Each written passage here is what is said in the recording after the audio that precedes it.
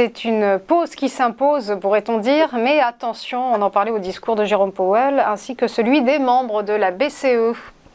Oui, alors pour la première fois donc en un an, la Fed n'a pas monté son taux directeur, hein. Par contre, elle a signalé qu'il faudra s'attendre à encore de hausses de taux directeur d'ici la fin de l'année, hein.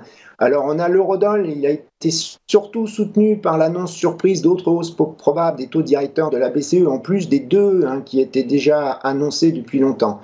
Et il y a aussi eu une forte révision à la hausse des prévisions d'inflation par le staff technique, hein. Donc ça a boosté l'eurodoll.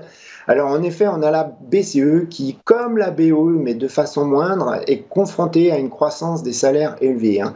Alors par contre, si on regarde l'indice Citigroup de surprise économique, la zone euro est la plus mauvaise du G10, hein. Les chiffres déçoivent globalement, hein.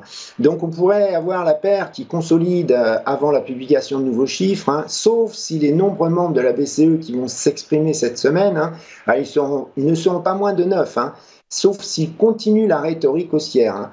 On a aussi Powell, hein, on vient de le dire, qui pourrait faire bouger le dollar étant donné la divergence, hein, comme j'ai indiqué. Voilà, il pourrait peut-être essayer de corriger un peu le tir, hein.